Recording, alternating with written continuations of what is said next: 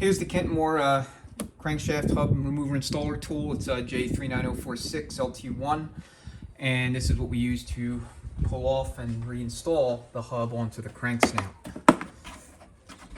So it's a relatively simple tool. It consists of a puller body, a removal rod, an installation rod, a forcing screw, a thrust bearing, thrust washer, and then there's 3 5/8" bolts that hold the puller body onto the hub itself. So how it works is you take the puller body and you have your removal rod and then of course your forcing screw.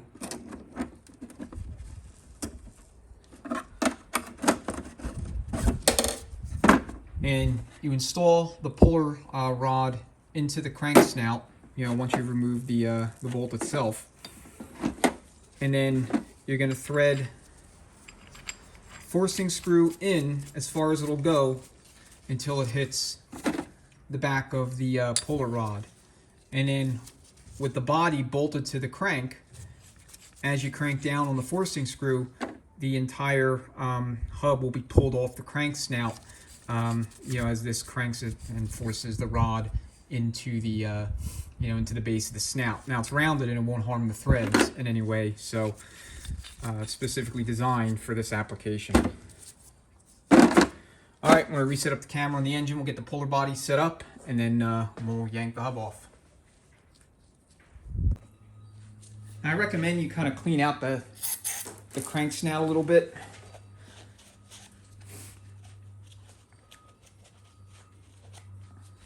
Just get any kind of debris or crud that might be in there. Grab a little grease. You don't need a lot, just a little bit. And then just lightly coat the inside where the puller body is going to go. This way it doesn't get stuck. And then same with the snout on the body itself. So don't need a lot, just a little bit.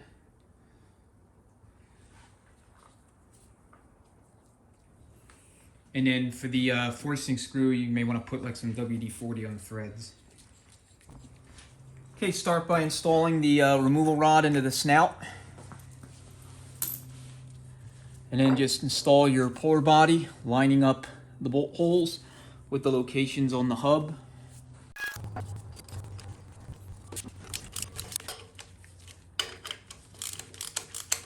And then just draw it in, roughly equally across all 3 bolts so that it's centered. Make adjustments as you need to.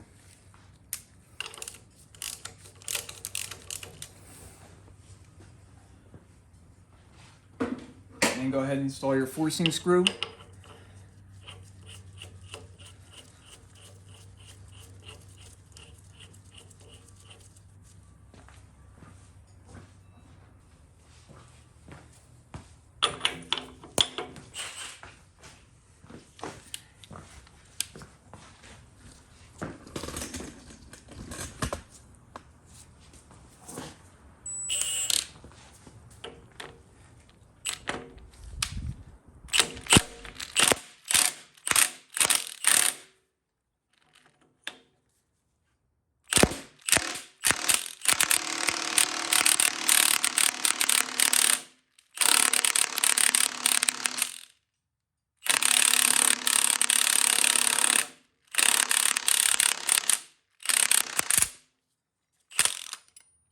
All right, short controlled bursts is all you need to take it off.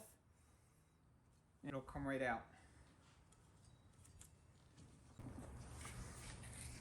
So take a close look at the hub, particularly the journal where the seal rides. And on this particular one,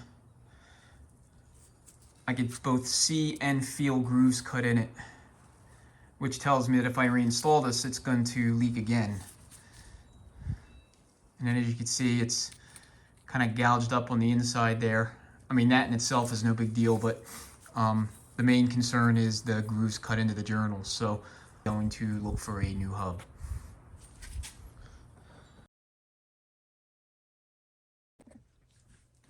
All right, now I'm going to demonstrate how to install the hub onto the crank.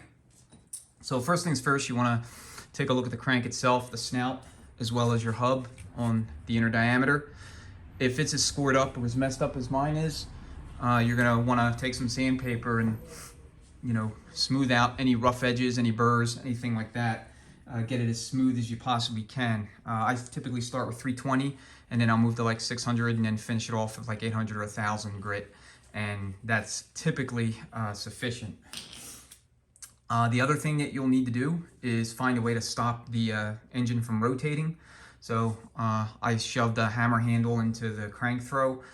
You want to use like a wooden or plastic composite hammer or something similar. You don't want to use anything metal. If you're doing this with the engine installed in the vehicle, your best bet is to lock the flywheel in place if you can.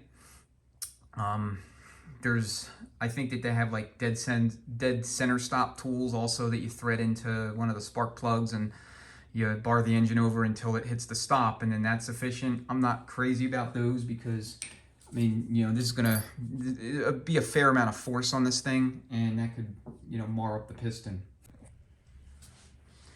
Before you start, soak all your threads on the forcing screw, the installation rod, the puller body, and even the snout itself with some WD-40. Put a little WD-40 in the inner diameter of the hub, and this will just help with installation. And you can run your rod down with either a 3/8 or a 9mm wrench.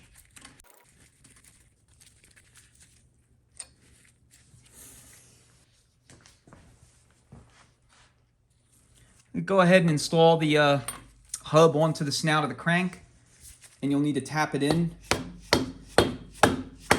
You just want to get it on far enough so that your forcing screw can grab the threads on the installation screw.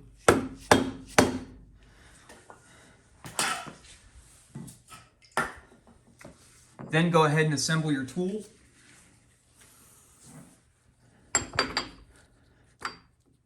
Stick the puller body in place, and then you're going to have your thrust bearing. You want the thrust surface facing the puller body,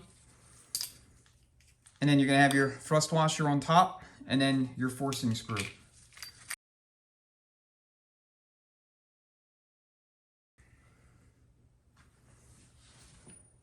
All right, forcing screw is 1 1/8. So what we're going to do is just start turning it over.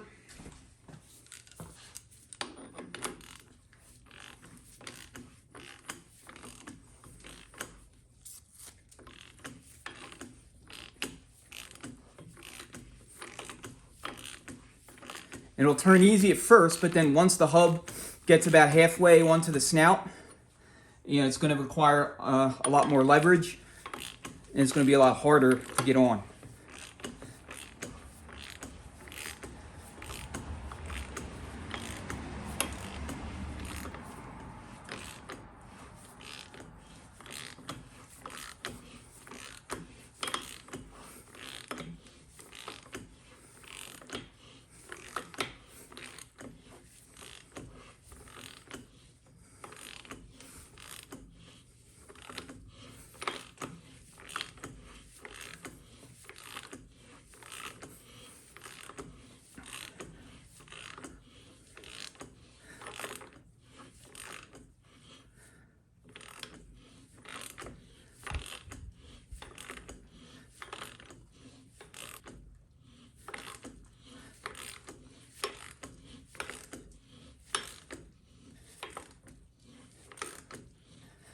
One thing I will say about this tool is I wish this surface here on the hex head was a little bit deeper, a little bit taller.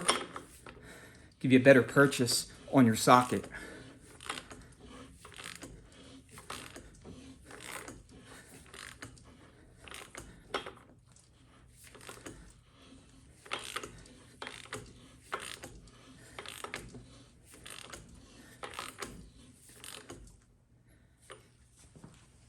Okay, now it's fully installed. There's a close-up. It doesn't quite get to the crank gear. It stops maybe about 30, maybe 20 or 30 thousandths short. So it's fully installed onto the snout. So, you know, at this point in the repair, if you were doing this in the vehicle or whatever the case may be, all you need to do now is just pull the tool off and then install your pulley.